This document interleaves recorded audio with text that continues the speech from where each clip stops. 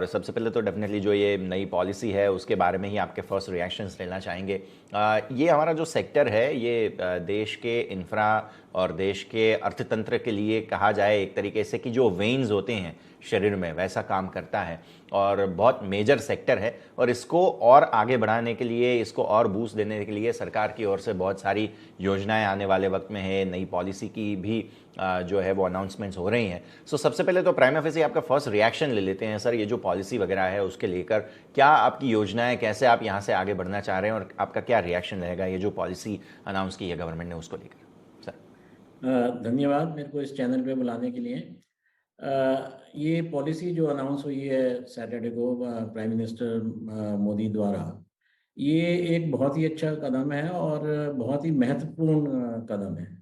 ये logistics sector को एक नई दिशा की ओर ले जाएगा, जिसमें सारे लॉजिस्टिक्स के पहलू जो कि rail, road, sea, air, customs, finance ministry, commerce ministry, ये जितने भी डिफरेंट डिपार्टमेंट्स हैं, इनके करीब 30 के करीब, वो सारे डिजिटल प्लेटफॉर्म पर आ जाएंगे और उससे सर्विस प्रोवाइडर और कस्टमर दोनों को ही मतलब ने विजिबिलिटी मिलेगी और इससे काम काफ़ी तेज़ होगा। जो कार्गो मूवमेंट है उसमें काफ़ी तेज़ी आएगी। इंफ्रास्ट्रक्चर की जहाँ तक बात है, इसमें जो अभी तक इंफ्रास्ट्रक्चर गवर्नमेंट ने जो पिछले 2-3 साल में तेज़ी से काम करा है, चाहे वो डेडिकेटेड फ्रेट कॉरिडोर हों या नेशनल हाईवेज़ हैं या सी पोर्ट्स और इनलैंड वाटरवेज़, वो काम अब और तेज़ी से होगा। और जैसे कि डेडिकेटेड फ्रेट कॉरिडोर जो कि अभी 70-75% के करीब कंप्लीट हुए हैं, वो एक अगले 12 महीने में लगता है कि पूरे हो जाएंगे, जिससे कि ट्रेड को पूरा फ़ायदा उसका मिलेगा। सिमिलरली जो भी मल्टी मॉडल लॉजिस्टिक्स पार्क्स हैं, जिसमें हम लोग ऑलरेडी हैं, हमारे आईसीडी जो हिंटरलैंड में है, जो नॉर्थ में है और गुजरात में है, उसमें सारी facilities under one roof available हैं। अब इसमें और भी जो लास्ट माइल कनेक्टिविटी और लॉन्ग डिस्टेंस रेल की रनिंग और हैवी कार्गो की रनिंग रेल से होके और लास्ट माइल कनेक्टिविटी रोड से होके, ये हमारे सेक्टर के लिए, खास करके गेटवे डिस्ट्रिक्ट पार्क्स के लिए बहुत ही अच्छा रहेगा।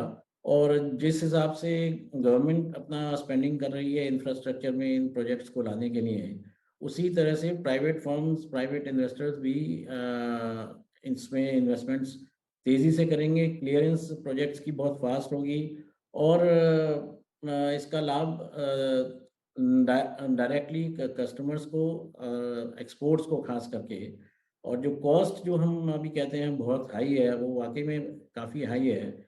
इस कॉस्ट को कम करने में ये पॉलिसी बहुत ही लाभदायक होगी। तो हमारे को गेटवे में गेटवे डिस्ट्रिक्ट पार्क्स में जो हमारे ऑलरेडी एग्जिस्टिंग टर्मिनल्स हैं या आगे जो हमारे प्लान है उसको एक्सपेंड करने के, वो उसमें हम भी उसी तत्परता से और तेज़ी से काम करेंगे।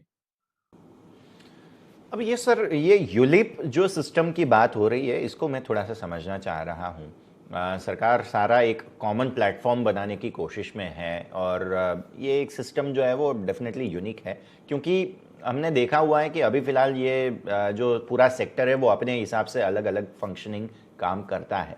अगर ये यूलिप सिस्टम आता है तो इससे हमारे बिजनेस फंक्शनिंग में या कहें कि बैलेंस शीट में कोई डायरेक्ट इनडायरेक्ट कोई इम्पैक्ट आप देख रहे हैं प्रेम किशन जी? इसका डेफिनेटली डायरेक्टली बेनिफिट होगा, क्योंकि देखिए अभी रोड सेक्टर अलग है, रेल सेक्टर अलग है और हर जगह के ई वे बिल अलग बनाने पड़ते हैं। तो उस हम लोग एविएशन में नहीं है, लेकिन एविएशन को भी अब इससे जोड़ दिया गया है, एयर कार्गो को।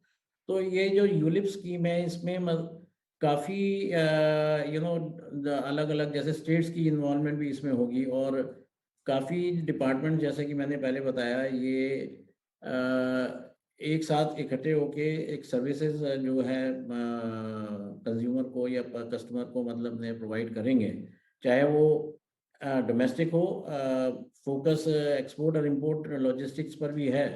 तो ये सब डेफिनेटली मदद करेगा, क्योंकि अभी सब आर्म्स अलग अलग काम करते हैं, तो उसका बेनिफिट कस्टमर को नहीं मिल पाता और उसकी कॉस्ट भी बढ़ जाती है। जब ये सब आर्म साथ में काम करेंगे और एक ही सर्विसेज एक ही प्लेटफॉर्म पे डिजिटल फॉर्म में अवेलेबल होगी कस्टमर को, तो डेफिनेटली लाभ उस कस्टमर को भी होगा। जो लॉजिस्टिक्स कॉस्ट है उससे कम होके अपना हमारी जो economy already fifth largest economy हो गई है, उसमें डेफिनेटली हेल्प करेगा कि हम अपना एग्जिम कार्गो भी काफ़ी बढ़ा पाएंगे, खास करके एक्सपोर्ट्स। डेफिनेटली एक्सपोर्ट में ये सारी चीज़ों को लेकर बढ़ावा आता हुआ दिखेगा। तो हमारे जो भी पूरे इंडस्ट्री की अगर हम बात करें, जो वॉल्यूम्स हैंडल करने की अभी कैपेसिटी है पूरे देश में, ऑब्वियसली इसमें और आने वाले वक्त में डिमांड जो है वो बढ़ने वाला है। इसको मेंटेन करने के लिए, मैनेज करने के लिए बहुत सारा इन्वेस्टमेंट चाहिए होगा, बहुत सारा खर्च करना पड़ेगा। आपने ऑलरेडी कैपेसिटी एक्सपेंशन वगैरह के प्लान भी बहुत सारे बनाए हुए हैं। ये जो पॉलिसी है उसके इन लाइन कैसे हम आगे बढ़ते हुए दिखेंगे इन्वेस्टमेंट्स वगैरह को लेकर या फिर कैपेसिटी बढ़ाने को लेकर, इसके बारे में थोड़ा सा समझाइए सर। तो देखिए, हमने ऑलरेडी काफ़ी इन्वेस्ट करा हुआ है, जिसमें हमारे टर्मिनल्स की कैपेसिटी जो आज भी है, हम ज़्यादा हैंडल कर सकते हैं अगर वॉल्यूम्स होते हैं, बढ़ते हैं। और उसके अलावा हमने शुरू से ही अपना लैंड बैंक इतना बना के रखा है कि जिसमें कल जब भी मतलब मौका मिलता है, हम अपनी कैपेसिटी बहुत ही कम समय में और बहुत ही कम कैपेक्स में बढ़ा सकते हैं। इसके अलावा हम नई लोकेशंस पे अपने नए टर्मिनल्स बना रहे हैं, जिसमें सारी फैसिलिटीज़ जो कि आज की तारीख में अवेलेबल है गेटवे ग्रुप को, चाहे वो पोर्ट टाउन्स हो, चाहे इनलैंड कंटेनर डिपो हो, वो सारे। और उसके साथ साथ अब ये जो और दूसरी सर्विसेज भी एक ही प्लेटफॉर्म पे अवेलेबल हो जाएंगी, तो हम वो भी ऑफर कर पाएंगे अपने कस्टमर्स को। तो कस्टमर को एक ही प्लेटफॉर्म पे आके हमारे गेटवे डिस्ट्रिक्ट पार्क्स में, जैसे कि अभी भी हम रेल और रोड का कॉम्बिनेशन देके first mile, last mile warehousing, bonded warehousing provide कर रहे हैं। और फर्दर जो भी सर्विसेज कस्टमर को उस लोकेशन पे चाहिए, वो हम प्रोवाइड कर पाएंगे। और जो हमारा विस्तार है वो अगले 2 साल में हमने ऑलरेडी हम 250 करोड़ का कैपेक्स का करने वाले हैं, उसके हम बहुत ही नज़दीक हैं।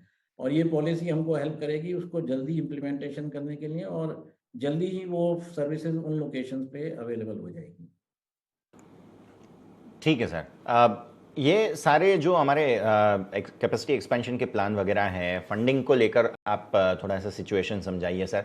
और डेट वगैरह की कोई योजना है आने वाले वक्त में, कैसे आगे बढ़ना चाह रहे हैं सर आप, इसको खर्च कैसे मेंटेन करेंगे?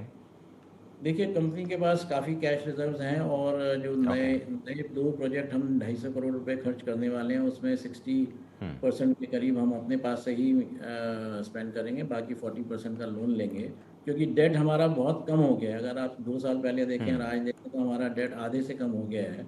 और अभी EBITDA और डेट की रेशो देखें तो डेट 1 से भी कम है टू टू EBITDA। तो हमारे पास डेट लेने की क्षमता भी है, हमारे पास अपना cash flow, regular cash flow भी कंपनी का आ रहा है, जो कि री इन्वेस्ट हम करते जा रहे हैं एग्जिस्टिंग टर्मिनल में और नए टर्मिनल्स पर। अब जब इतने बड़े बेसिस पे पूरे सेक्टर में कुछ बदलाव आने की योजना होती है, जब सरकार की, पूरे कंपनियों की, सब लोग एक साथ मिलने जा रहे हैं, तो प्रेम किशन जी ऐसे समय पर मर्जर एंड एक्विजिशन एक्टिविटीज़ जो होती हैं वो भी थोड़ी सी चरम पर रहती हैं। आपकी कोई योजनाएं आप देख रहे हैं, कोई ऐसी कंपनियां जो M&A एक्टिविटीज़ में आगे आप बढ़ना चाहते हैं? जी, बिल्कुल देख रहे हैं। और जो अभी हमारे 2 नए टर्मिनल्स हमने प्लान करे हुए हैं, उसमें एक ग्रीनफ़ील्ड प्रोजेक्ट है, और एक हम एक्वायर करने वाले हैं।